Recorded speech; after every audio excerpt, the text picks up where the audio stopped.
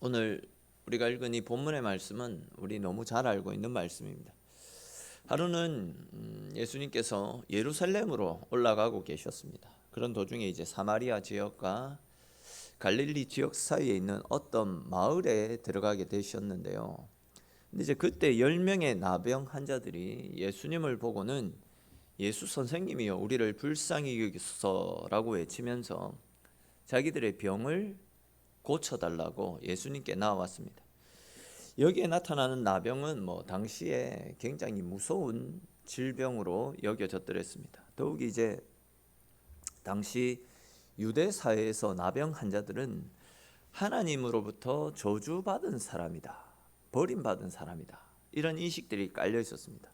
또한 잘못하면 그 병이 전염될 수 있다라는 생각에 그들이 밖으로 나와 할부하지 못하도록 특별한 장소에 그들을 격리시켜 놓았더랬습니다.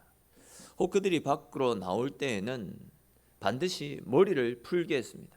그리고 머리를 풀게 한 다음에 나는 나병 환자입니다, 나는 나병 환자입니다, 그렇게 큰 소리로 외치게 했었더랬습니다. 그래서 혹 일반인들이 그들과 접촉을 해서 그 병이 전염되는 것을 막기 위해서 그들에게는 큰 소리로 머리를 풀고 큰 소리로 거리를 할부하도록 이렇게 명령을 하고 있었더랬습니다. 그러다 보니까 이제 사람들은 이 나병 환자들을 벌레 취급했습니다. 그리고 그들에게 자기들에게 가까이 오지 못하도록 나병 환자들이 보이면 돌을 던져서 그들을 쫓아내는 경우들이 허다했었더랬습니다. 말 그대로 당시 나병 환자들은 사람 취급을 받지 못했습니다. 그러다 보니까 이제 몸이 아프고 살이 썩어 들어가는 그런 아픔보다도 가족들에게 외면받고 사람들로부터 소외당하면서 겪는 마음의 고통이 그들을 더욱더 힘들게 했던 것이 사실입니다. 근데 이제 어느 날 그들에게 어떤 병도 다 고치시고 심지어 죽은 사람까지도 살리신다라는 예수라는 사람이 자기들이 격리되어져 있는 그 마을 근처로 지나간다라는 소문을 듣게 되었습니다. 그 소문을 들었던 10명의 나병 환자들이 예수님을 만나서 그들의 오랜 질병을 고쳐보겠다라는 기대감을 가지고 격리된 장소에서 뛰쳐나와 예수님께로 다가갔던 거죠. 다만 이제 사람들이 가까이 있었기 때문에, 예수님 주변에 항상 많은 사람들이 몰려 있었기 때문에 예수님 주변에는 다가서지 못한 채 예수님이 보이는 아주 먼 곳에서 있는 힘껏 예수님을 불렀습니다. 아마 이들이 예수님을 부르짖는 소리를 듣고 사람들 중에는 이들에게 돈을 던지고 저주를 퍼붓고 이들을 내쫓으려고 하는 사람들도 있었을 것입니다. 근데 이제 이들에게 있어서는 주님을 만나는 일들이 어쩌면 목숨보다도 더 귀중한 일일 수도 있었기 때문에 그들은 죽기 살기로 예수님을 만나기 위해서 예수님을 불러댔습니다. 자, 그런데 이제 13절 말씀 보십시오. 13절 말씀해 보시면 이 나병 환자들이 예수님을 향해서 예수 선생님이여 라고 부르고 있지 않습니까? 근데 이제 여기에 나타나는 이 선생님이여 라는 이 단어를 영어 성경으로 한번 보시면 티처가 아니라 마스터라는 단어가 사용되어졌습니다. 아시는 것처럼 이 티처는 지식을 가르쳐주는 사람 아닙니까? 근데 이제 마스터는 내 삶의 주관자, 내 삶의 주인, 이런 뜻을 가지고 있습니다. 그러니까 이제 지금 이 나병 환자들은 예수님을 그들의 인생을 책임져 주실 뿐만이 아니라 그들의 인생의 주인, 우리 인생을 주관하는 하나님으로 생각하고 있었다라는 겁니다. 이건 우리가 깊이 한번 생각해 볼 필요가 있습니다. 우리가 예수님을 어떻게 보느냐, 내가 예수님에 대한 어떤 인식을 가지고 있느냐, 이것이 우리들의 믿음이고, 예수님은 우리의 믿음대로, 내가 가지고 있는 믿음대로 우리의 삶 가운데 역사해 주십니다. 즉 우리가 예수님을 그냥 선생님이라고 생각하면 예수님은 우리에게 도덕적이고 좋은 말씀을 가르쳐주는 스승이 되시지만, 우리가 예수님을 마스터 또는 로드, 즉 주인으로 인식하게 되면 그 순간부터 예수님은 우리 인생을 주관하시고 우리의 삶을 다스려 주시는 우리 인생의 주인이 되어 주시는 것이죠. 그러므로 여러분, 우리는 예수님을 우리 인생의 주인으로 영접해야 됩니다. 우리의 믿음만큼, 또한 우리가 주님께 우리의 삶을 내어드리는 만큼 주님께서 우리의 삶에 역사하시고 우리의 인생을 책임져 주십니다. 이 말씀을 묵상하면서 과연 나는 지금 예수님에 대한 어떤 인식을 가지고 예수님을 믿고 살아가고 있는지, 또한 나에게는 주인 되시는 주님을 찾고자 하는 간절함들이 내 속에 있는지 스스로 돌아보게 되더라고요. 사실 우리가 정말 주님을 사랑한다라고 한다면 주님을 만나는 설레임과 또 주일이 기다려지는 설레임이 있어야 되거든요. 여러분, 혹시 오늘 아침에 눈을 뜨실 때, 아니면 새벽에 눈을 뜨셨을 때, 오늘 교회 가는 날이구나, 오늘 예배 드리는 날이구나, 이런 기대와 이런 간절함들이, 기다려지는 설레임들이 내가 의식을 딱 깨었을 때, 아침에 눈을 떴을 때 이런 설레임들이 내 마음에 있었습니까? 아니면 오늘 또 일부 예배, 왜 교사들만 일부 예배 오라고 했지, 마지못해서 억지로 일어나서 억지로 이 자리에 참석했습니까? 여러분, 우리는 본문에 나타나는 이 나병 환자들처럼 주님을 만나는 일들을 위해서 목숨까지 내어 넣을 정도는 아니더라도 주님이 주시는 말씀을 기대하는 마음으로, 거룩하신 하나님께서 나 같은 사람을 만나 주시기 위해서 이 예배당에 임재해 주신다라는 그런 거룩한 열심을 가지고 감격스러운 마음으로 주님 앞에 나와야 됩니다. 저부터가 그런 것 같아요. 신앙의 연수가 쌓이고 신앙생활이 익숙해져 가면서 아무런 기대도, 또 주님을 만난다라는 설레임도 없이 그냥 습관을 따라서, 의무감을 따라서 이 자리를 지키게 되는 제 자신이 참 한심스럽고 주님 앞에 죄송한 마음이 들더라고요.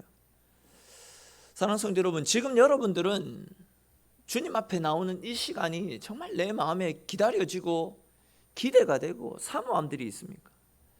주님을 만난다라는 설렘을 가지고 이 예배의 자리에 참석했습니까? 신앙의 연수와 내가 가지고 있는 직분들을 자랑하지 마시고 익숙함에 묻혀서 어느 순간 내 가운데 사라져버린 주님을 향한 간절함들, 잃어버린 열정들을 다시금 회복해서 주님을 만나고자 하는 간절함으로 주님을 찾을 수 있기를 바랍니다. 오늘 본문에 나타나는 이 나병 환자들을 보십시오.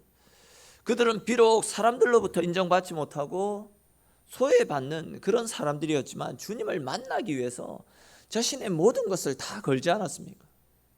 주님을 만나야 하는데 주님께 가까이 나아갈 수 없으니까 정말 절박한 심중으로 cry out, 절규하면서 주님을 외쳤고 주님께 부르짖었습니다.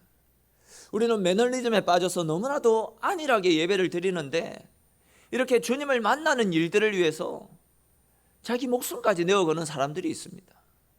지금 북한 땅에도, 또 공산국가에도, 또 타지 선교지에도 목숨 걸고 예배 드리는 사람들이 너무 많이 있습니다.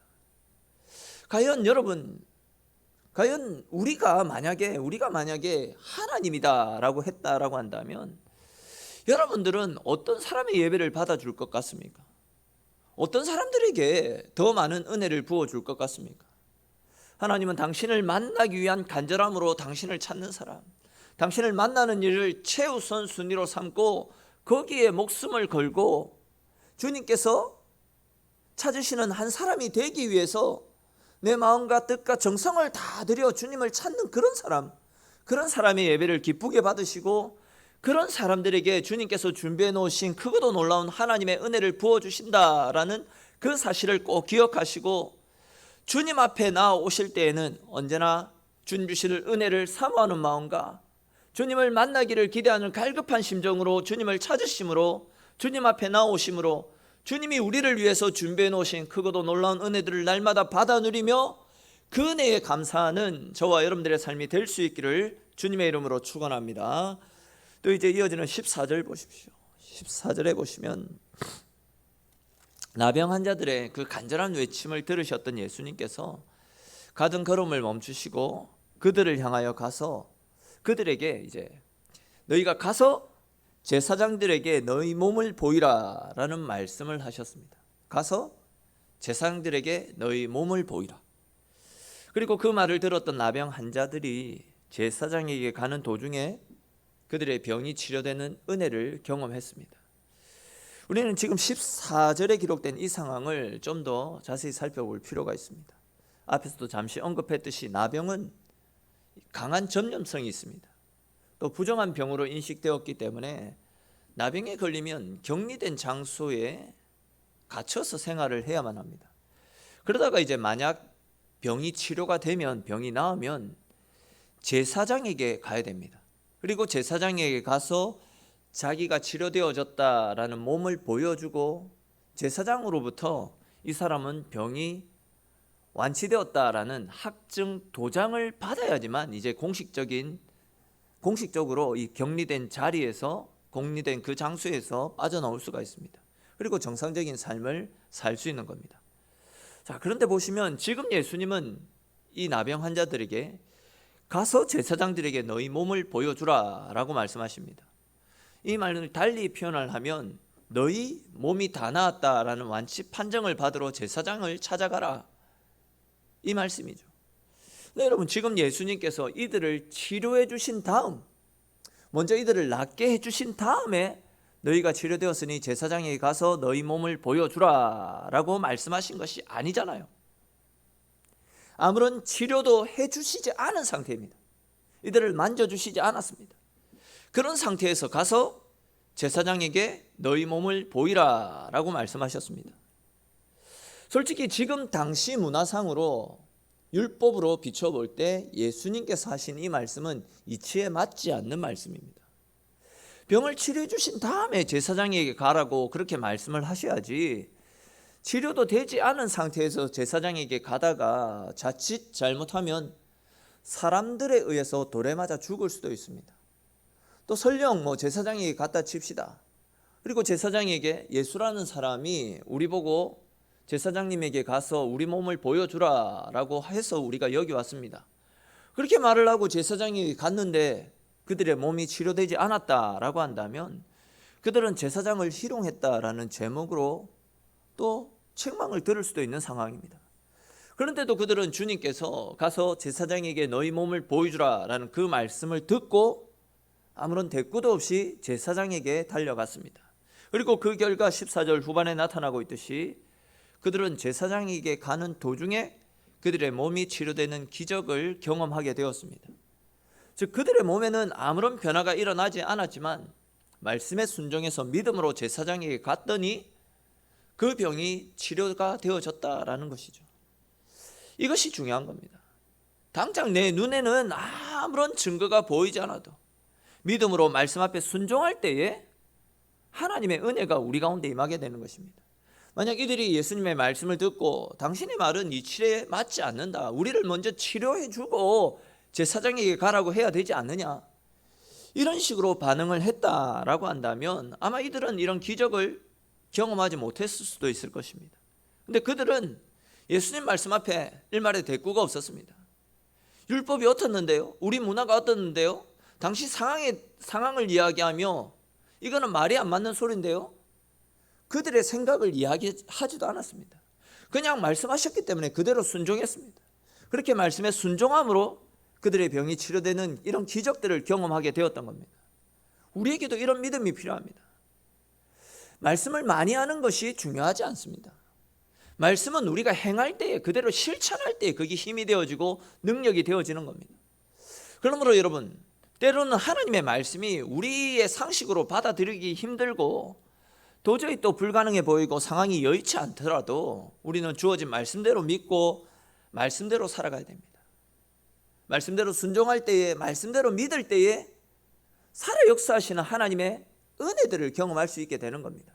저와 여러분들 모두가 어떤 상황 가운데서도 주신 말씀 앞에 순종하고 말씀대로 믿고 말씀대로 행함으로 지금도 살아계신 말씀의 능력을 경험하시고 날마다 그 은혜에 이끌려 승리하는 복되고 귀한 삶을 살 수 있게 되기를 주님의 이름으로 축원합니다. 근데 이제 오늘 본문에서 주님께서 우리에게 말씀하시려고 하는 이 말씀의 핵심이 지금 15절 이후부터 본격적으로 시작됩니다. 15절을 보시면 10명이 치료를 받았는데 그들 중 오직 한 사람만이 큰 소리로 하나님께 영광을 돌렸다 말씀하고 있죠. 그리고는 이제 16절 그리고는 이제 주님께 돌아와서 16절에 기록된 말씀처럼 자기를 치료해 주셔서 감사합니다라고 예수님께 감사와 영광을 올려드립니다. 그때 이제 주님께서 뭐라고 말씀하십니까? 이 사람을 칭찬하셨다라기보다도 17절 18절에 기록된 말씀처럼 10명이 치료를 받았는데 너랑 함께 했던 나머지 9은 어디 가고 너 혼자만 와서 이렇게 감사를 하느냐라고 말씀하고 있습니다. 우리는 예수님의 이 말씀을 통해서 10명이 고침을 받았는데도 불구하고 오직 한 사람만 찾아와서 감사하고 있는 이 상황 때문에 지금 예수님의 마음이 조금 불편한 상황임을 엿볼 수 있습니다. 지금 예수님이 조금 서운한 마음을 가지고 계시다라는 것을 이 말씀을 통해서 엿볼 수 있죠. 사실 우리가 성경을 읽어봐서 아시겠지만 주님은 공생의 사역 내내 사람들로부터 해코지 많이 당하셨습니다. 또 섭섭하고 억울한 일도 많이 당하셨고 비난도 많이 당하셨더랬습니다. 그렇지만 주님은 그런 모든 일들을 다 감당하고 이겨내셨습니다. 그런데 이제 유독 감사하지 않았던 이 사람들에 대해서만큼은 주님께서 서운한 마음을 여력없이 다 드러내고 계십니다. 이 말씀은 달리 표현하면 감사하지 않는 우리의 모습을 주님께서는 기뻐하시지 않는다라는 겁니다. 감사하지 않는 우리의 모습은 하나님의 마음을 상하게 할 수도 있다. 그렇게 이야기할 수도 있습니다. 근데 사실 우리가 인간적으로 생각해 볼 때 이 나머지 9명의 나병 환자들이 충분히 이해가 되는 것도 사실이거든요. 그들은 지금까지 나병 때문에 사람들의 멸시와 천대를 한 몸에 받았습니다. 격리 생활을 계속해서 했습니다. 가족으로부터 멀리 떨어진 채 홀로 외로운 삶을 살아왔었더랬습니다. 그러다가 그렇게 자신의 인생을 올가매고 있었던 질병을 고침받았으니까 얼마나 기뻤겠습니까? 사랑하는 가족들에게 얼마나 빨리 뛰어가고 싶었겠습니까? 그리고 그들에게, 가족들에게 자기의 몸을 보여주고 싶은 마음들이 있지 않았겠습니까? 너무나 당연한 일이고 또 인간적으로도 충분히 공감이 되는 것도 사실입니다. 그리고 주님도 그것을 책망하시는 것이 아닙니다. 주님은 지금 이들의 우선순위에 대해서 말씀을 하고 있습니다. 즉 주님이 베풀어 주신 은혜를 기뻐하는 것에서 그치는 것이 아니라 은혜 주신 하나님께 나와서 경배하는 것이, 그 은혜의 근원이 누구인지를 알고 그 근원 되시는 하나님 앞에 감사하는 것, 주님은 그것을 원하셨다라는 겁니다. 진짜 아이러니하게도요, 이 나병 환자들은 주님으로부터 엄청난 은혜를 받았지 않습니까? 근데 은혜를 받았으면 어떻게 해야 됩니까? 하나님과 더 가까워져야 됩니다. 근데 아이러니하게도 이들은 은혜를 받았는데 오히려 하나님과 멀어지고 있습니다. 그들은 분명히 주님의 은혜가 필요해서 주의 은혜를 받기 위해서 주님 앞에 나왔습니다. 그리고 주님의 은혜를 경험했습니다. 근데 그들은 은혜 받고 나서, 즉 그들의 필요가 해결되어지자마자 주님을 멀리 떠났습니다. 주님의 은혜를 경험했으면 오히려 주님께 더욱더 가까워지고 더욱더 믿음도 깊어져야 되는데 오히려 그들은 주님과 멀어지고 말았다라는 겁니다. 이처럼 주님의 주신 은혜에 감사를 표하지 않으면요, 은혜를 받아놓고도 오히려 주님과 멀어질 수 있다라는 겁니다. 달리 표현하면 감사가 없는 신앙은 주님으로부터 멀어질 수 있다라는 겁니다. 저는 오늘 우리가 이 맥주 감사주의를 보내면서 우리가 주님으로부터 받은 은혜들을 되새겨 보면서 그 은혜에 감사하는 마음으로 주일을 보냈으면 좋겠다 싶습니다. 혹 우리 중에 나는 올 한 해 코로나 때문에 너무 힘들었고 별로 감사한 것도 없는 것 같다라고 이야기하실 분들이 계실지 모르겠습니다. 근데 여러분, 지금 우리가 매일매일 숨을 쉬고 호흡하며 살아가는 것, 이 모든 것들이 주님으로부터 말미암은 주님께서 우리에게 주신 은혜입니다. 우리 지금 코로나 시대를 살아가고 있지 않습니까?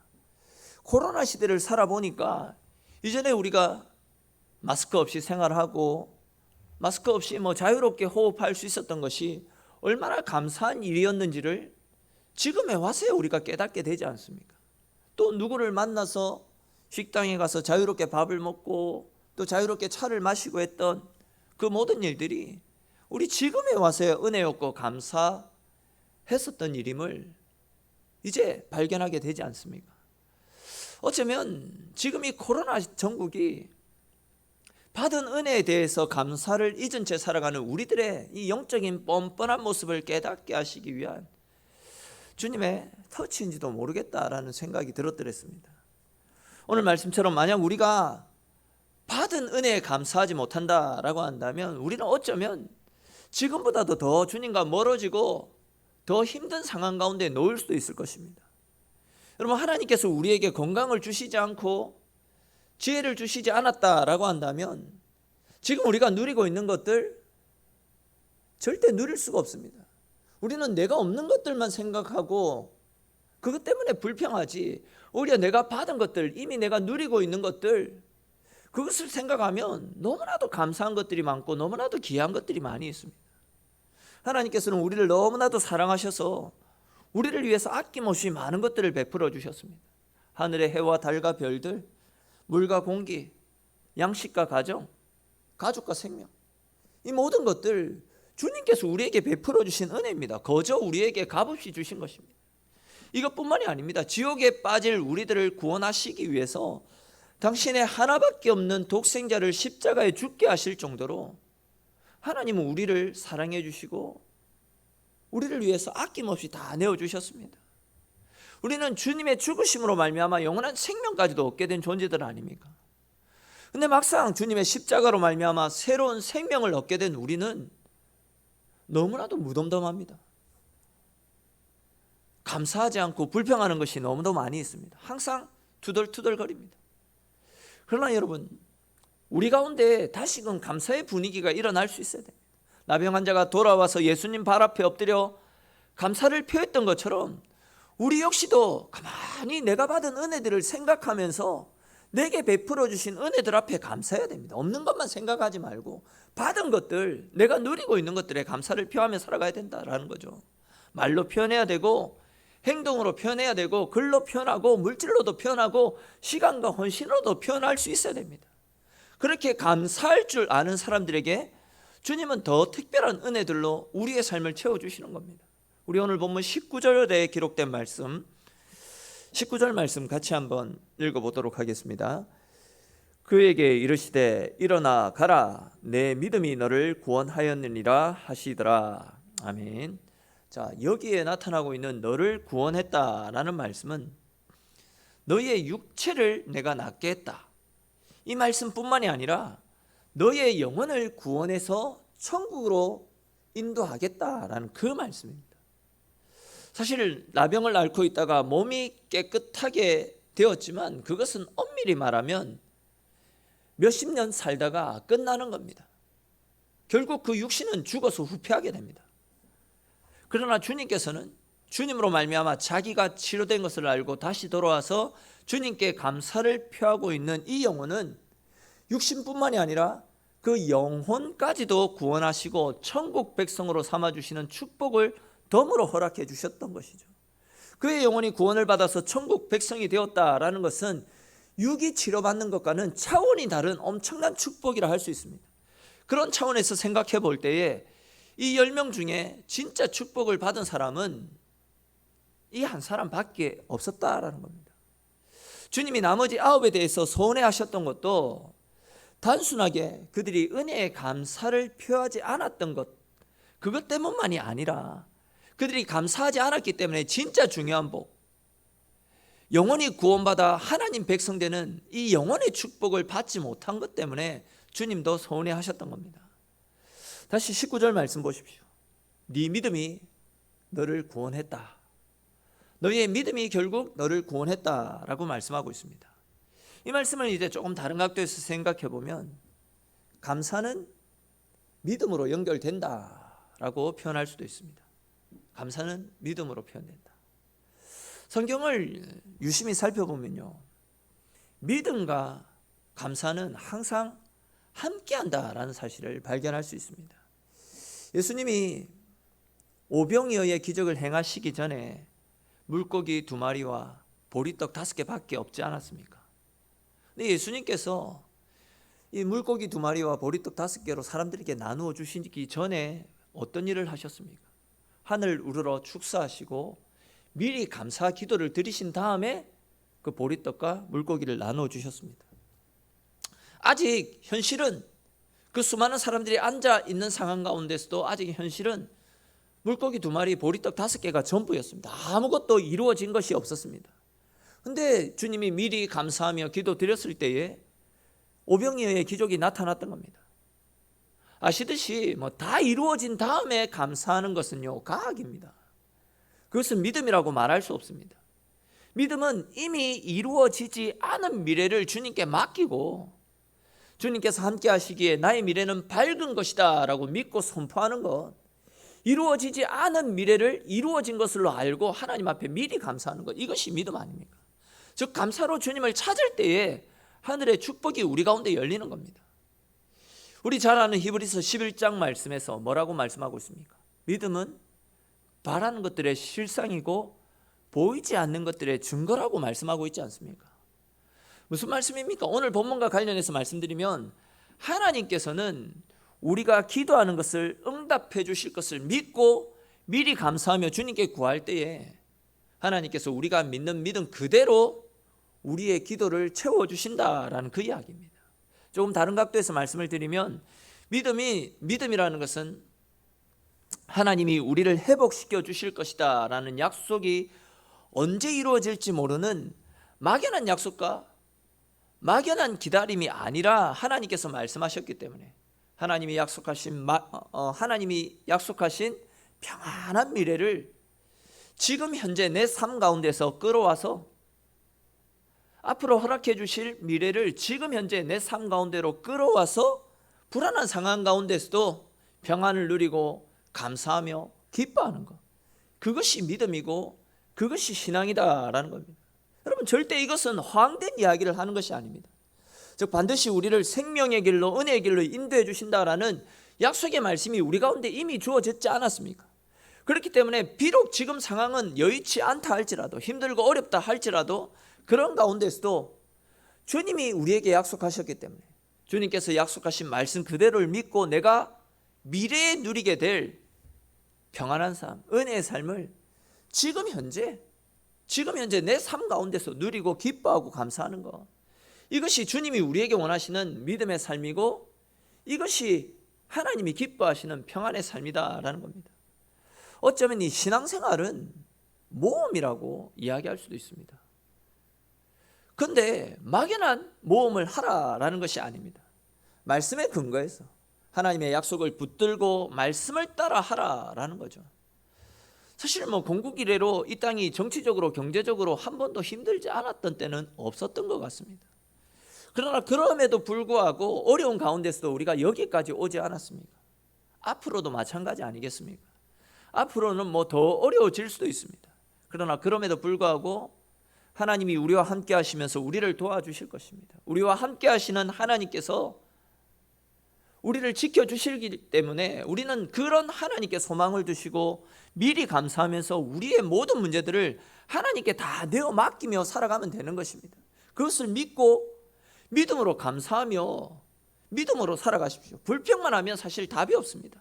그러나 그럼에도 불구하고 우리와 함께 하시는 하나님을 바라보면서 우리 가정은 잘 될 것이다, 우리의 자녀들이 원하는 대학에 진학하고 취업에 성공하고 지금 이 불경기도 믿음으로 극복할 것이다, 우리 교회가 세상의 방주가 될 것이고 시대의 파수꾼이 되어서 하나님께 영광 돌리는 교회가 될 것이다, 이렇게 믿음으로 감사하면서 믿음으로 선포하면 되는 것입니다. 미리 감사하고 미리 믿음으로 선포할 때에 우리가 믿고 우리가 선포한 대로 하나님께서 예배해 놓으신 은혜들이 우리의 인생 가운데서 실제로 이루어지는 은혜들을 경험하게 될 것입니다. 여러분, 감사라는 것은 내가 처해 있는 환경이나 형편에 따라서 드리는 것이 아니라 믿음으로 드리는 겁니다. 그렇기 때문에 감사는 믿음과 함께하는 겁니다. 주님이 주신 은혜가 감사한 분들은 표현을 하지 않을 수가 없습니다. 헌신하지 않을 수가 없습니다. 드리지 않을 수가 없고 수고하지 않을 수가 없습니다. 감사는 하나님을 사랑하는 사람들의 가장 기본이 되는 신앙의 베이스라고도 말씀드릴 수 있습니다. 그렇게 감사하는 삶을 살게 될 때에 하나님은 더 크고 놀라운 은혜들로 우리의 삶을 풍성하게 채워주실 것입니다.